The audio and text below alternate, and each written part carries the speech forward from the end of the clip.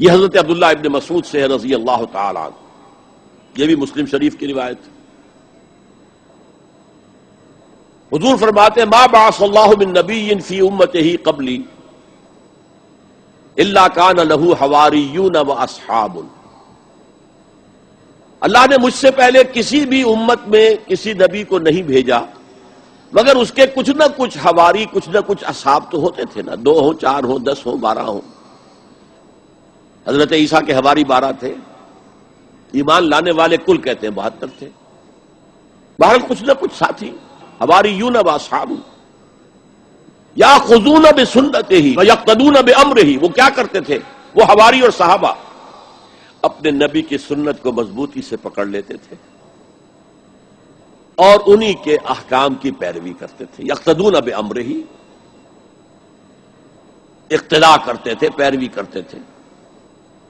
ثم انہا تخلف من بعدہم خلوف، پھر ہمیشہ ایسا ہوا ہے کہ بعد میں کچھ ایسے ناخلف اٹھے، یفعلون یقولون ما لا یفعلون ویفعلون ما لا یؤمرون،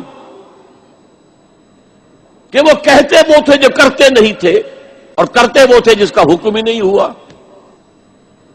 عرس منائے جا رہے ہیں، یہ کوئی اللہ کے رسول کا حکم ہے؟ کیا رسول کے صحابہ کا عمل ہے؟ کیا حضور کا عرس منایا گیا؟ عید میلاد النبی ایک نئی عید ہو گئی ہے، کیا اس کا حکم دیا محمد رسول اللہ نے؟ یفعلون ما لا یؤمرون، وہ اپنی ہی ایجاد کردہ روایات ہیں، اپنی ہی ایجاد کردہ بدعات ہیں، اپنی ہی ایجاد کردہ رسومات ہیں، ان پر لگے ہوئے ہیں اور دعوے کرتے ہیں اللہ سے محبت، رسول کے عشق کے، جبکہ ان کے عمل میں نہ اللہ کی اطاعت ہے نہ رسول کا اتباع ہے۔ اب جب ایسی صورت پیدا ہو جائے تو کیا کریں؟ فمن جاہدہم بیدہ فہو مومن، تو جو مسلمان بھی ان کے خلاف جہاد کرے گا اپنے ہاتھ سے، اپنی طاقت سے، وہ مومن ہوگا۔ ومن جاہدہ بلسانہ فہو مومن، اور جو ان کے خلاف جہاد کرے گا اپنی زبان سے، وہ بھی مومن ہوگا۔ وہی 3 درجے۔ ومن جاہدہم بقلبہ فہو مومن، دل سے نفرت رکھ کر جو جہاد کرے گا بالقلب وہ بھی مومن ہوگا۔ فما وراء ذلک من الایمان حبۃ خردل، اس کے بعد تو ایمان رائی کے دانے کے برابر بھی نہیں ہے۔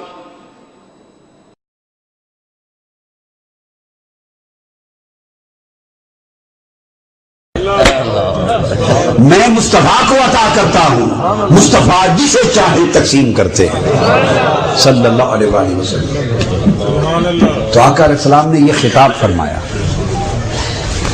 اور پھر فرمایا، وہ عرس تھا شہدائے احد کا، اور پھر ارشاد فرمایا لوگوں میں ابھی اسی وقت یہاں کھڑا ہوا، وہ قیامت جو ابھی تک تو وجود میں نہیں آئی ہے قیامت وجود میں؟ اب غیب کی بات بھی بتا رہا ہوں، تو چابیوں میں غیب کی چابیاں بھی شامل ہیں۔ غیب کسے کہتے ہیں؟ جو بولیے پوشیدہ، جو پوشیدہ ہو، نظر نہ آئے، حواس خمسہ اور انسان کے اپنے ذرائع سے اس کی خبر نہ ہو، غیب ہے۔ آقا علیہ السلام نے مفاتیح چابیوں کی بات کر کے ارشاد فرمایا انی الآن انظر الی حوضی، فرمایا اس وقت اس منبر پہ کھڑے ہوئے میں حوض کوثر کو آنکھوں سے دیکھ رہا ہوں۔ جو قیامت کے دن حوض ہوگا اور جس حوض سے میں آپ کو بھر بھر کے جام پلاؤں گا، ابھی منبر پہ کھڑے ہوئے اس حوض کو بھی دیکھ رہا ہوں۔ اور وہ حوض اگر قیامت کا ہے تو قیامت تو ابھی قائم نہیں ہوئی، قیامت ابھی قائم نہیں ہوئی۔ اور اگر حوض سے مراد نہر جنت اور حوض کوثر کے علاوہ جنت کا حوض ہے تو جنت بھی غیب میں ہے، جب تک کوئی دنیا میں ہے اس وقت تک وہ دیکھ نہیں سکتا۔ تو دونوں صورتوں میں حوض قیامت ہے یا حوض جنت ہے، دونوں صورتوں میں حوض کوثر ہے یا نہر جنت ہے، دونوں صورتوں میں وہ غیب میں ہے، دونوں صورتوں میں غیب میں ہے۔ تو فرمایا ابھی اسی منبر پہ میں آنکھوں کے ساتھ اس حوض کو بھی دیکھ رہا ہوں۔ وہ ساری باتیں بتا دی۔ نعرہ تکبیر، نعرہ رسالت، و شان مصطفیٰ۔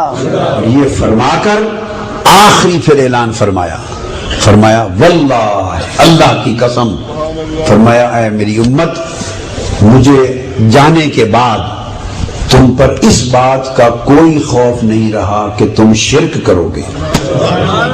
اعلان کر دیا اب میری امت مشرک نہیں ہوگی، میری امت مشرک نہیں ہوگی۔ آقا اسلام نے اعلان کر دیا کہ تم شرک کرو گے، بلکہ یہ ڈر ہے کہ دنیا داری کرو گے، دنیا میں پھنس جاؤ گے، اس میں الجھو گے، فساد کرو گے دنیا کے مال کے لیے، یہ ڈر ہے۔ مگر یہ ڈر نہیں رہا کہ شرک کرو گے۔ اللہ ان تشرکوا بعد انی لا اخاف علیکم ان تشرکوا بعد ولکن ان تتنافسوا فیہ۔ آقا علیہ السلام نے اعلان کر دیا کہ میرے بعد تم شرک نہیں کرو گے، مشرک نہیں ہوگے۔ سو جو شخص حضور کی امت کو اب مشرک کہے گا وہ معاذ اللہ حضور کے اعلان کی نفی کر رہا ہے، آقا علیہ السلام کے اعلان کی نفی کر رہا ہے۔ حضور کی امت کو شرک سے پاک کر دیا، اور یہ اعلان اس مقام پر کیا کہ شرک نہیں کرو گے جب شہداء احد کا عرس فرما رہے تھے، شہداء احد کا عرس کر رہے تھے، ان کے مزارات پر زیارت کر کے دعا کر کے منبر رکھ کے اجتماع سے خطاب کر رہے تھے، اور اس موقع پر اس فرمانے کا ایک تعلق ہے، اس موقع پر یہ فرمانا کہ شرک نہیں کرو گے اس کا کوئی خوف نہیں، اس کی ایک نسبت ہے، اس کے اندر ایک اہمیت ہے۔ بتانا مقصود یہ تھا کہ اس منظر کی طرف اشارہ کر کے کہ قیامت تک میری امت میں لوگ جو اولیاء کے مزارات پر زیارت کے لیے آئیں گے، اجتماع کریں گے، عرس کریں گے، خبردار انہیں کوئی مشرک نہ کہے۔ اس موقع پر آقا علیہ السلام نے یہ بات فرمائی۔ وہ تو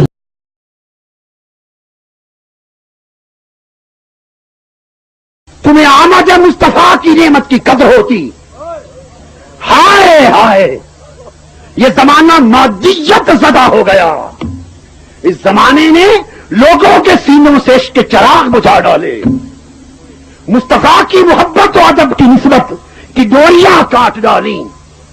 یہ پاکستان جس جیسے کروڑ پاکستان مصطفیٰ کے نالے پاک کی قرض پر قربان ہو، جس دن پاکستان بنا اور جمع، جس دن پاکستان بنا اس دن کو حکومت اور پاکستانی لوگ اپنے ایمان اور ضمیر سے فیصلہ کرو۔ جس دن ملک ملا سارا پاکستان بکا نور دکھائی دے رہا تھا، ارے پاکستان بننے کے دن پورے پاکستان کو سجانے والوں، آج تمہاری غیرت ایمان کو کیا ہو گیا ہے؟ جس کی خاطر پاکستان کو کیا زمین و آسمان سب کچھ بنے، آج وہ آیا ہے، آج بکا نور سب کچھ کیوں نہیں بنایا گیا؟ کیوں نہیں بنایا گیا؟ اور افسوس ابھی کل جمعہ کے دن بھی مجھے ایک خط ملا، پرسوں انگریزی اخبار میں بھی ایک کراچی کے مفتی صاحب ہیں، جج بھی ہیں، عالم بھی ہیں، فاضل بھی ہیں، ان کا انگریزی مضمون پڑھا، 12 ربیع الاول کے دن فتوے جاری ہونا شروع ہوتے، مضمون لکھے جاتے، پورا سال چپ رہتے ہیں وہ فتوے، وہ سوئے رہتے، میلاد مصطفیٰ کا دن آتا ہے ان کی بدعتی جاگ پڑتی، ان کے مردہ فتوے جاگ پڑتے اور کہتے ہیں چراغاں جائز نہیں، جلوس جائز نہیں، جشن جائز نہیں، کسی کی ولادت جائز نہیں، کسی کی برسی جائز نہیں۔ یہ سب کچھ لکھا گیا مضمون میں، دا نیوز میں چھپا، رسالے ایک چھپے، کل چھپے ہوئے پیپر آئے۔ ارے ناداں، ابھی کل 14 اگست گزرا ہے، یہ فتوے اس دن بھی لگائے ہوتے، یہ چراغاں 14 اگست کا بھی ناجائز بنایا ہوتا، तब फिर समझ आती कि फतवे का मेयार एक है। उस वक्त सारे फतवे खामोश रहे, सारे मसले खामोश रहे। 17 अगस्त को जनरल ज़ियाउल हक की बरसी गुजरी है। 6 साल गुजर गए, बरसी मनाई जा रही है। फतवे लगाने वाले गुलपाशियां भी कर रहे हैं, जश्न भी मना रहे हैं, जलूस भी निकाल रहे हैं और सब कुछ कर रहे हैं, मगर वहां फतवे खामोश हैं। जिस दिन मुस्तफा की विरादत का दिन आता है, ये फतवे जाग उठते हैं। ये थरथराहट है वही जो काबे के बुतों में हुई थी, वो आज तक जारी है।